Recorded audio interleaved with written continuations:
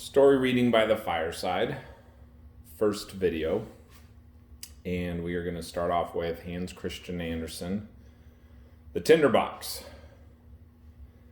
So, this is especially for my daughters.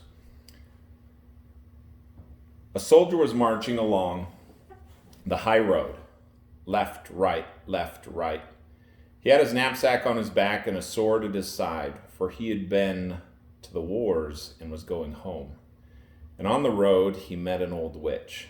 Oh, she was horrid. Her bottom lip came right down to her chest. "Hello, soldier," she said. "What a nice sword you've got, and what a big knapsack. You are a proper soldier, and you shall have all the money you want." "Thank you, old witch," said the soldier. "Do you see that big tree?" said the witch, pointing to a tree which grew up by the roadside. "It's quite hollow inside. Climb to the top of it and you'll see a hole, and if you slip through that, it'll take you right down into the tree. I'll tie a rope around your waist, and then I can pull you up again when you give me a shout." "What am I to do inside the tree?" asked the soldier. "Get money," said the witch. "Now listen to me. When you come to the bottom of the tree, you'll find yourself in a big passage. It will be perfectly light, as there are over 100 lamps burning there. Then you shall see 3 doors, which you'll be able to open as the keys are in the locks. Now if you go into the first room, you'll see in the middle of the floor a big chest, and sitting on top of it a dog. He's got eyes as big as breakfast cups. But never mind that. I'll give you my blue-checked apron, which you can spread out on the floor. Then walk quickly up to the dog, put him on my apron, open the chest, and help yourself to as much money as you like. It will all be copper. If you'd rather have silver, you'll have to go into the next room. There sits a dog with eyes as big as mill wheels. But never mind that. Put him on my apron and help yourself to the money. And if you want gold, you can have that as well, as much as you can carry, if you go into the third room. But the dog that sits on that money chest has eyes as big as the round tower in Copenhagen. There's a proper dog for you. But never mind that. You put him on my apron and he won't harm you. Then help yourself to as much gold as you like." This doesn't sound so bad," said the soldier. "But what do you want from me, you old witch? Because you'll be wanting something, I expect." "No," said the witch. "I won't take a halfpenny. All you have to do is bring me an old tinder-box that my grandmother forgot last time she was down there." "All right, then. Put the rope around my waist," said the soldier.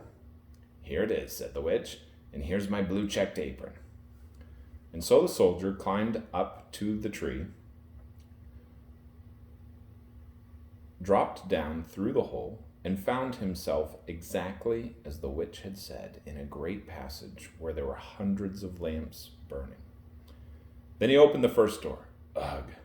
There sat the dog with eyes as big as breakfast cups, glaring at him. "You're a fine fellow," said the soldier, putting him on the witch's apron and helping himself to as many coppers as his pocket would hold. Then, shutting the chest, he put the dog back again and went into the second room. Dear me, there sat a dog with eyes as big as meal wheels. "You shouldn't stare at me so," said the soldier. "You might strain your eyes." And with that, he put the dog on the witch's apron. But when he saw all the silver money in the chest, he threw away his coppers and filled his pocket and his knapsack full of silver. Then he went into the third room. Really, though, it was horrid. The dog in there actually did have eyes as big as the round tower, and they were going round and round in its head like wheels. "Good evening," said the soldier, touching his cap, for he'd never seen a dog like this before. Still, after looking at him for a bit, he thought, "That will do." And, lifting him down on the floor, he opened the chest. Goodness gracious, what a lot of gold there was. He could buy all of Copenhagen with it, along with the cake woman's sugar pigs and all the tin soldiers and whips and rocking horses in the world. Yes, it was a lot of money. So the soldier threw away all the silver money that he had, filled his pockets and his knapsack with, and helped himself to gold instead. In fact, he filled his pockets, his knapsack, his cap, and his boots so full that he could scarcely walk. Now, he did have some money. Putting the dog back on the chest, he shut the door and called up through the tree. "Pull me up again, old witch." "Have you got the tinder-box?" asked the witch. "Why, no," said the soldier. "I'd clean forgotten about that." And he went back and got it. The witch pulled him up, and back he was on the road again, with his pockets, boots, cap, and knapsack full of money. "What do you want with this tinder-box?" said the soldier. That's nothing to do with you," said the witch. "You've got your money. Now give me my tinder-box." "Fiddle-faddle," said the soldier. "Tell me straight away what you want it for, or I'll draw my sword and cut your head off." "Shan't," cried the witch. So the soldier cut her head off. So much for her. Then he bundled his money up in her apron, slung it over his shoulder, and put the tinder-box in his pocket and made for the town. It was a grand town, and he put up at the grandest inn, where he ordered the best rooms and all his favorite dishes, for now he was a rich man with all the money. The servant who cleaned his boots thought, to be sure, that they were funny old boots for a rich gentleman like this to be wearing, but then he hadn't bought any new ones yet. The next day he got himself boots and clothes that were really smart. Now, the soldier had become a fine gentleman, and they told him all the sights to be seen in their town and about their king, and what a pretty princess his daughter was. "Where is she to be seen?" asked the soldier. "She isn't to be seen," they all said. "She lives in a big copper castle with lots of walls and towers round it. Nobody but the king is allowed to go in, because it's been foretold that she will marry a common soldier, and the king doesn't like that." "I'd love to see her," thought the soldier. But of course he wasn't allowed to. From now on, he lived a gay life, going to the theater, driving in the park, and giving away lots of money to the poor. Now this was very good of him, but then, you see, he remembered how hard it was to be penniless. He was rich and well-dressed now, and he had a lot of friends, who all said that he was a fine fellow and a perfect gentleman. And the soldier loved hearing that. But as he was spending money every day and never getting any again, he found himself in the end with 2 halfpennies left. So he had to move out of the grand rooms that he'd been living in and go into a tiny little attic under the roof, where he had to clean his own boots and do his own mending with a darning needle. And none of his friends came to see him, because there were so many stairs to climb. Now one evening, when it was quite dark, and he couldn't even buy himself a candle, he suddenly remembered that there was a candle end in the tinder-box that he had fetched from the hollow tree that the witch had helped him up into. He got out the tinder-box and the bit of candle, but at the moment he struck a light and the sparks flew from the flint, the door sprang open, and there before him stood the dog with eyes as big as breakfast cups that he had seen underneath the tree, and said, "What are my lord's commands?" "Why, whatever's this?" cried the soldier. "It's a funny sort of tinder-box, if I can get what I like with it. Bring me some money," he said to the dog. And whip, it was gone, and whip, back again, with a big bag full of coppers in its mouth. Now the soldier knew what a fine tinder-box it was. If he struck once, the dog that sat on the chest of coppers appeared. If he struck twice, the one that had the silver money, and if it struck 3 times, the one with the gold. So the soldier changed back into the grand rooms and the handsome clothes, and all of his friends knew him at once and were very, very fond of him. Now one day he thought to himself, "This is a funny idea. Nobody being allowed to see the princess. She's supposed to be so lovely. They all say so. But what's the good with that? when all the time she's kept shut up inside the copper castle with all those towers? Is there no way of getting to see her? Where's my tinderbox?" And he struck a light, and whip, there stood the dog with eyes as big as breakfast cups. "I know very well it is the middle of the night," said the soldier, "but I should love to see the princess just for a minute." The dog was out of the door at once, and before the soldier had time to think, was back again with the princess. There she sat, fast asleep on the dog's back, and she was so lovely, it was plain to see she was a real princess. And the soldier just couldn't help it. He had to kiss her. He was a proper soldier. Then the dog ran back again with the princess.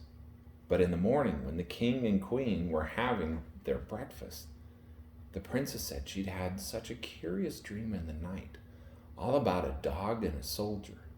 She'd been riding on the dog's back, and the soldier had kissed her. "That's a pretty tale, I must say," said the queen. And so the ladies in waiting had to sit up by the princess's bedside the next night to see if it were really a dream or not. The soldier wanted ever so much to see the lovely princess again. And so along came the dog in the night and took her and ran off with her as fast as legs would carry her. But the old lady in waiting put her waders on and ran just as fast after them. And seeing them disappear into a big house, she thought, "Now I know where it is." And she chalked a big cross on the gate. Then she went home to bed, and the dog came running back with the princess. But seeing a cross chalked on the gate where the soldier lived, he took a piece of chalk himself and made a cross on every gate in the town. This was clever of him, because now, of course, the lady in waiting couldn't find the right gate when there were crosses on all of them. Early the next morning, the king and queen, the old lady in waiting, and all the court officials went to see where the princess had been. "There it is," cried the king, catching sight of the first door with a cross on it. "No, it's there, my love," said the queen, seeing another door with a cross on it. "Oh, but there's one, and there's one," they all cried. Whichever way they looked, there were crosses on the gates, so it was plain to see there was no use in looking any further. But the queen, you know, she was a very clever woman who could do more than ride about in a coach. She took her big golden scissors and cut up a large piece of silk, made a nice bag out of it. Filling this with the finest of buckwheat grain, she fastened it to the princess's back, and then she snipped a little hole in the bag so that the grain would trickle out and leave a trail wherever the princess went. That night came the dog again, and putting the princess on his back, ran off with her to the soldier, who loved her so much and wished he were a prince so that he could marry her. The dog never noticed the grain trickling out all the way from the castle to the soldier's window, where he ran up the wall with the princess. And so in the morning, it was perfectly plain to the king and queen where their daughter had been going, and they took the soldier and clapped him in jail. And there he sat. Ugh, how dark and dreary it was. And they said to him, "Tomorrow you're to be hanged." This was no joke, and what's more, he'd left his tinder-box at his lodgings. In the morning, between the iron bars of his little window, he could see people hurrying out of town to see him hanged. He heard the sound of drums, and he saw marching soldiers. Everybody was running. Among the crowd was a cobbler's boy in a leather apron and slippers, and he scampered along so fast that one of his slippers flew off, landing up by the wall where the soldier sat, looking out between the iron bars. "Hi, cobbler boy!" cried the soldier. "There's no need to be in such a hurry. There'll be nothing doing till I get there. But look here, if you'll run around to my lodgings and give me the tinder-box, I'll give you something for yourself. But you better make haste." So the cobbler's boy was glad of a copper or two, so off he dashed for the tinder-box and gave it to the soldier. And well, now we're coming to that. Outside the town, a big gallows had been put up, and round it stood soldiers and hundreds of thousands of people. And the king and queen sat on a beautiful throne opposite the judges and the whole council. The soldier was already at the top of the ladder, but they were just going to put the rope around his neck when he said that a criminal before punishment was always granted some harmless wish. And he would love to smoke a pipe of tobacco, and after all, it would be the last that he would get here on earth. Now the king didn't want to say no to this, and so the soldier took his tinderbox and struck it once, twice, 3 times, and there stood all the dogs. The one with eyes as big as breakfast cups, and the one with eyes like mill wheels, and the one with eyes as large as the round tower. "Now save me from being hanged," cried the soldier, and the dogs flew at the judges and all the counselors, and seizing some by leg and other by the nose, tossed them high into the air so they all fell down and were dashed to pieces. "I'm not going," cried the king. But the biggest dog seized both him and the queen and tossed them after all the others. And at this the soldiers got frightened, and all the people shouted, "Good soldier, you shall be our king and marry the lovely princess." So they put the soldier in the king's coach, and all 3 dogs went dancing along in front, shouting hurrah, and the boys whistled through their fingers and the soldiers presented arms. The princess came out of the copper castle and was made queen, and that was just what she liked. The wedding feast lasted a week, and the dogs sat at table with the rest and were all eyes. And that is the end of The Tinderbox by Hans Christian Andersen.